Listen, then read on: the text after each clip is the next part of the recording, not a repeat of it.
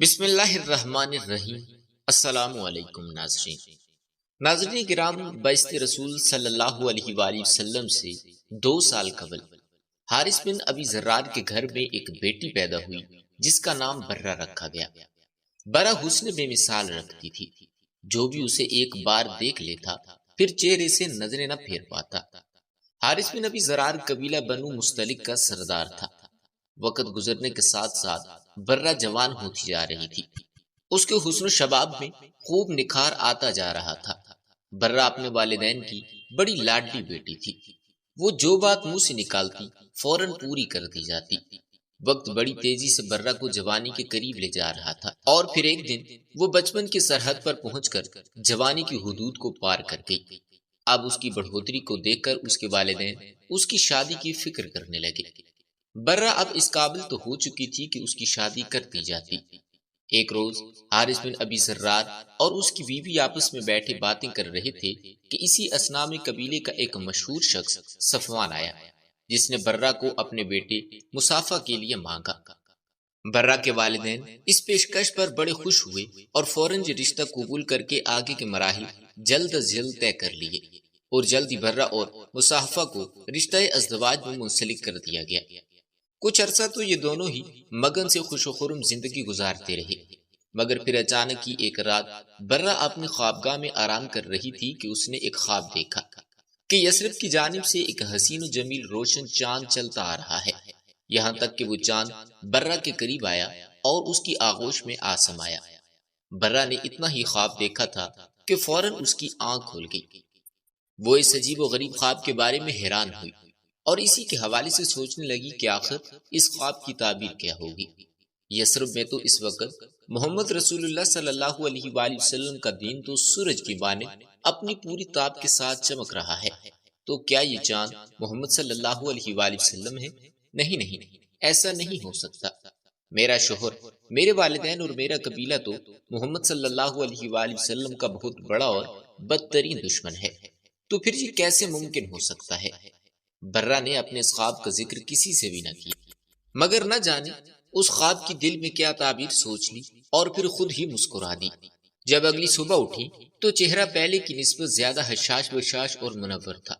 برہ کے شوہر نے حیران ہو کر اس سے پوچھا، برہ آخر کیا بات ہے جو آج تم معمولی خلاف سے زیادہ خوش نظر آ رہی ہو؟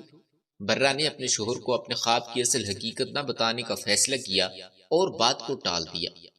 انہی دنوں برہ کے والد حارث بن ابی ذرار نے مدینہ پر چڑھائی کی تیاریاں شروع کر دی۔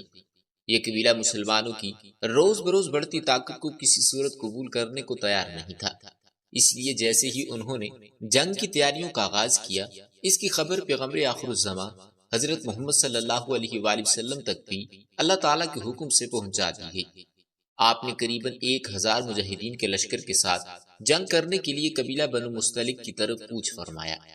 اس سفر میں آپ کے ہمراہ ام المومنین حضرت عائشہ اور ام سلمہ رضی اللہ تعالیٰ عنہما بھی موجود تھیں۔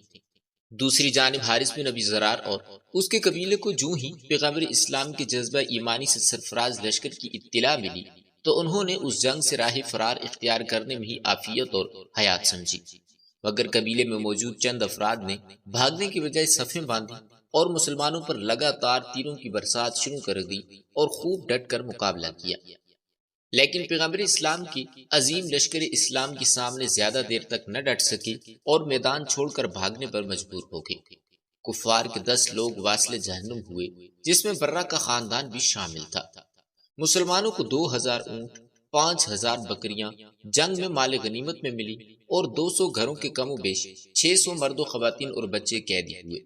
ان میں اہم ترین شخصیت رئیس قبیلہ کی حسین و جمیل بیٹی برہ بھی تھی۔ حاصل ہونے والے مال غنیمت کو مجاہدین میں برابر بانٹ دیا گیا اور قیدیوں کو لوگوں میں برابر تقسیم کر دیا گیا، اور برہ بن حارث حضرت ثابت بن قیس رضی اللہ تعالیٰ عنہ اور ان کے چچا زاد بھائی کے حصے میں مال غنیمت کے طور پر آئی۔ برہ نے حضرت ثابت سے کہا کہ میں مکاتبہ بننے کے لیے تیار ہوں، یعنی جو رقم آپ مجھ پر مختص کریں گے میں آپ کو دے دوں گی، مگر اس رقم کے بدلے آپ کو مجھے آزاد کرنا ہوگا۔ چنانچہ حضرت ثابت بن قیس نے برہ سے کہا کہ ٹھیک ہے، آپ مجھے 9 اوقیہ سونا دے دیں، میں آپ کو اس بدلے میں آزاد کر دوں گا۔ یہ معاملہ آزادی کی شرط کے ساتھ طے ہوا، مگر برہ کے پاس دینے کے لیے سونا اتنی مقدار میں نہیں تھا۔ برہ نے سوچا کہ میرے پاس تو ادائیگی کے لیے اتنا سونا نہیں، کیوں نہ میں ان کے نبی کے پاس جا کر اپنی عرض کو بیان کر دوں۔ بس برہ نے فیصلہ کیا اور نبی اکرم صلی اللہ علیہ وآلہ وسلم کی خدمت اقدس میں حاضر ہوئی اور دروازہ رحمت کھٹکھٹایا۔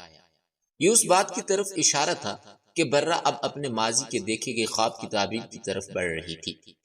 ام المومنین حضرت عائشہ صدیقہ رضی اللہ تعالیٰ عنہ فرماتی ہیں کہ وہ نہایت حسین و جمیل دوشیزہ تھیں۔ خوبصورتی اس قدر تھی کہ نگاہیں اس پر جم جاتی تھیں۔ جب وہ رسول اللہ صلی اللہ علیہ وآلہ وسلم کے پاس آئیں اور آزادی حاصل کرنے کے لیے اپنی قسطوں کی ادائیگی میں مدد کی اپیل کی، بی بی عائشہ فرماتی ہیں کہ جب وہ مدد کے لیے ہمارے دروازے پر آئیں تو مجھے بہت بری لگی، کیونکہ مجھے یقین ہو گیا تھا کہ رسول اللہ صلی اللہ علیہ وآلہ وسلم جب اسے دیکھیں گے تو یقیناً آپ کو بھی وہ چیز ضرور دکھائی دے گی جو میں نے دیکھ لی ہے۔ چنانچہ وہ کہنے لگی کہ اے اللہ کے رسول، اے پیغمبر خدا، میں سردار حارث کی بیٹی برہ ہوں۔ اس جنگ میں میرا معاملہ آپ سے ڈھکا چھپا نہیں، یعنی میں مفتوحہ قبیلے کے قیدیوں کے ساتھ قید ہو کر آئی ہوں۔ میں نے اپنی آزادی کے لیے قسطیں مقرر کروائی ہیں اور اسی سلسلے میں میں آپ کے پاس آئی ہوں کہ آپ میری مدد کریں۔ رسول اللہ صلی اللہ علیہ وآلہ وسلم نے فرمایا، تیرا کیا خیال ہے؟ اگر تیرے ساتھ اس سے بھی اچھا معاملہ طے پا جائے۔ وہ کہنے لگی، وہ کیا ہے؟ فرمایا گیا کہ میں تمہاری تمام قسطیں ادا کروں گا اور پھر تم سے شادی کر لوں، تو کیا تمہیں منظور ہوگا؟